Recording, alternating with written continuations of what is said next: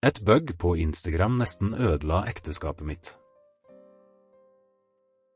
Jeg hadde aldri trodd at en enkel feil på Instagram kunne nesten ødelegge ekteskapet mitt.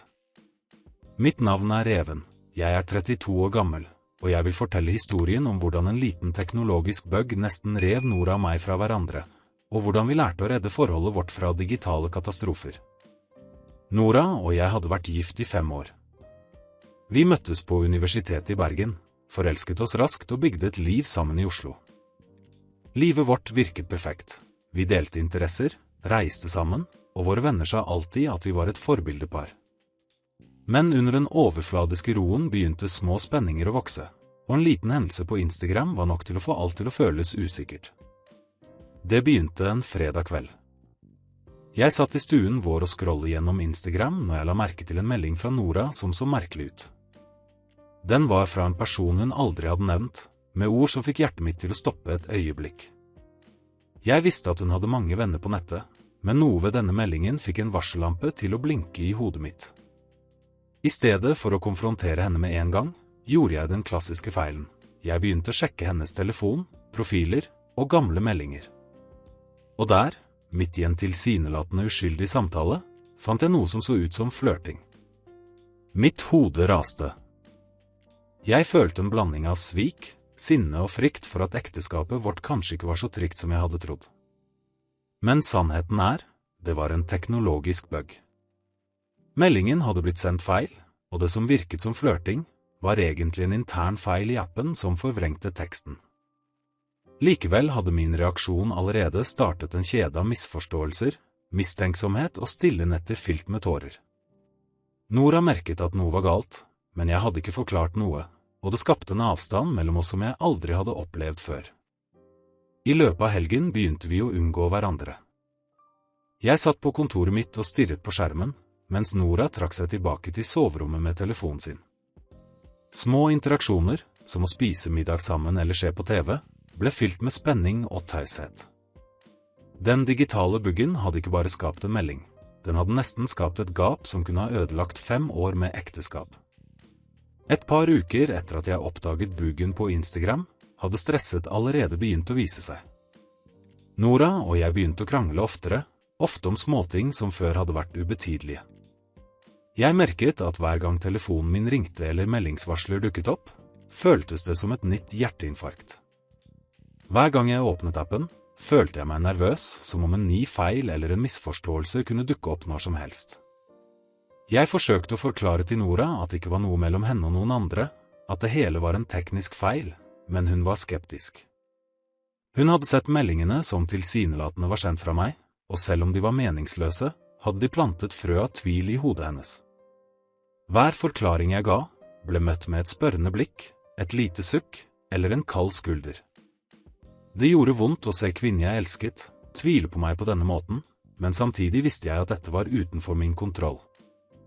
Arbeidsdagene ble lange og fylt med konstant angst. Jeg kunne ikke konsentrere meg på jobb fordi tankene mine stadig kretset rundt Instagram-buggen. Hver pause jeg tok for å sjekke telefonen, ble en test av tålmodigheten min. Jeg begynte å dokumentere alt, skjermbilder av meldinger, tidspunkt, alt som kunne bevise min uskyld. Jeg håpet at en dag, når alt dette var over, ville Nora forstå hvor mye stress jeg hadde gått gjennom, og at hun ikke hadde grunn til å tvile på meg.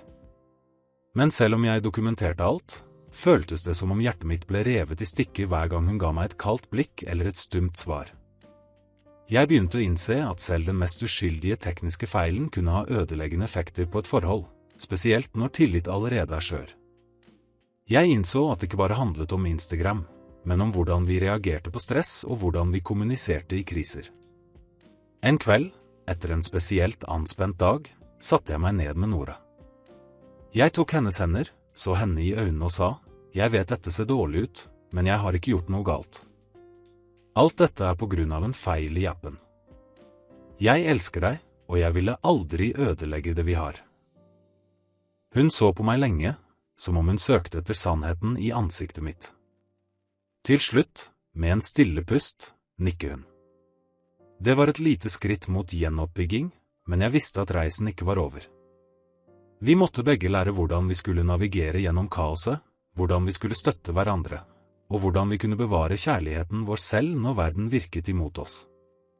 Dagene som fulgte, var fylt med små seire og tilbakefall. Hver gang Nora smilte til meg igjen, føltes det som en liten seier, men hver gang hun trakk seg tilbake eller ble stille, kjente jeg hjertet synke. Jeg begynte å forstå hvor skjør tillit kunne være, og hvor lett en utenforstående faktor som en teknisk bug kunne sette et forhold på prøve. Jeg prøvde å holde humøret oppe, men inni meg raste en storm av bekymring og skyldfølelse, selv om jeg ikke hadde gjort noe galt. Vi bestemte oss for å ta en pause fra sosiale medier. Ingen Instagram, ingen meldinger, ingen varsler. Bare vi, rommet vårt og ærlig kommunikasjon. I begynnelsen var det vanskelig, hver håndtering av telefonen min trengte disiplin, og jeg måtte kjempe mot trangen til å sjekke appen. Men sakte, dag for dag, begynte vi å snakke mer. Om våre følelser, frykter og håp. Om hvordan vi begge hadde reagert under stress. Det var som å pusse støv av gamle minner, finne igjen den kjærligheten som var under overflaten, skjult av tvil og misforståelser. Jeg lærte hvor viktig det er å være åpen, ikke bare for partneren, men også for seg selv. Å forstå egne reaksjoner, og innrømme frykt og sårbarhet, var nøkkelen. Nora begynte å se at jeg virkelig var ærlig, at alt jeg hadde sagt var sant. Hun innrømmet at hun hadde tvilt, men at hun også hadde forstått at dette ikke var min feil. Smerten hun hadde følt, var ekte, men det var et resultat av en ytre faktor som vi ikke kunne kontrollere. Etter hvert som vi bygde tilliten opp igjen, fant vi små måter å feire forholdet vårt på. En spasertur langs Akerselva, en kopp kaffe på favorittkaféen vår, eller bare stille kvelder hjemme hvor vi snakket om alt og ingenting. Disse små øyeblikkene ble til symboler på overlevelse og gjenopprettelse. Vi lærte å verdsette hverandre på nytt, med en dypere forståelse for hvor lett alt kunne bli ødelagt, og hvor mye arbeid som krevdes for å bygge det opp igjen. Jeg innså også at denne erfaringen hadde gjort oss sterkere. Vi hadde møtt en uventet utfordring, en som ikke var forårsaket av svik eller mangel på kjærlighet, men av teknologi og tilfeldigheter. Og likevel, ved å stå sammen, ved å lytte og støtte hverandre, hadde vi bevist at kjærligheten vår kunne overleve selv de mest absurde hindringene. Vi lærte at forhold ikke er perfekte, men de kan være ekte, holdbare og motstandsdyktige når man jobber sammen. Selv med fremgangen var frykten aldri helt borte. Hver gang telefonen min ringte, eller et varsel dukket opp, slo hjertet litt raskere. Jeg hadde lært å ikke la teknologien styre følelsene mine, men gamle vaner er vanskelige å bryte. Jeg måtte konstant minne meg selv på at det som skjedde ikke var noen annens skyld, og at Nora og jeg måtte stå samlet mot det som kunne komme. Vi begynte å implementere nye rutiner. Hver kveld satte vi oss ned og snakket om dagen, om følelser, om små irritasjoner som kunne vokse til større problemer. Vi ble mer bevisste på hvordan vi kommuniserte, og hvordan små misforståelser kunne bli til store sår.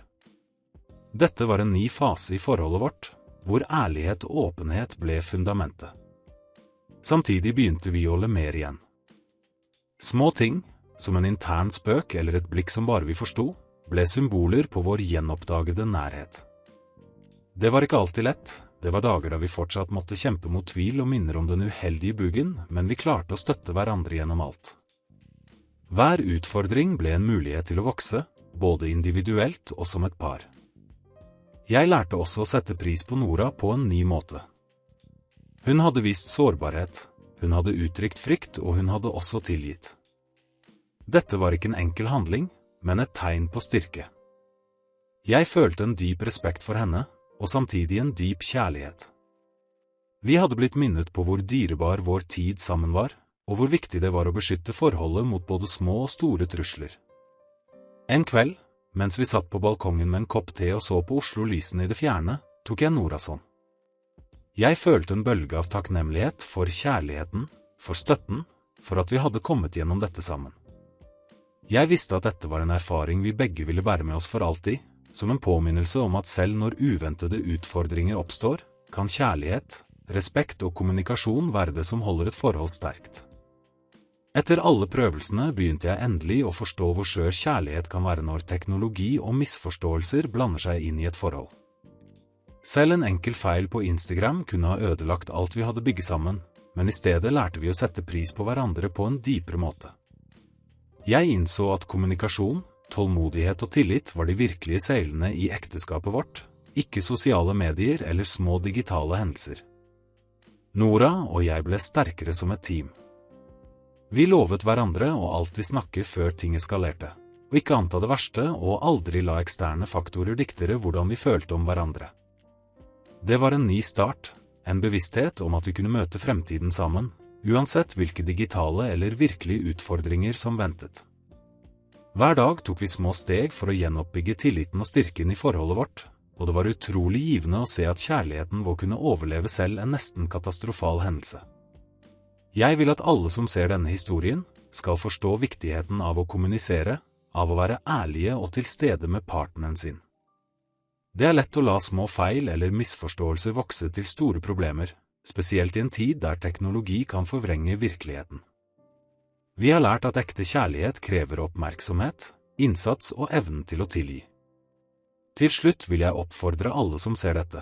Ta vare på de du elsker, snakk med dem, forstå dem, og ikke la små ting bli store barrierer.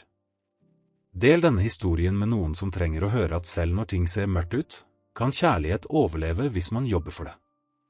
Og hvis du likte historien vår og vil høre flere ekte historier med sterke følelser og ekte konflikter, abonner på kanalen, trykk på bjellen for varsler, og sjekk ut kortene for å utforske flere historier som kan endre måten du ser på kjærlighet og tillit.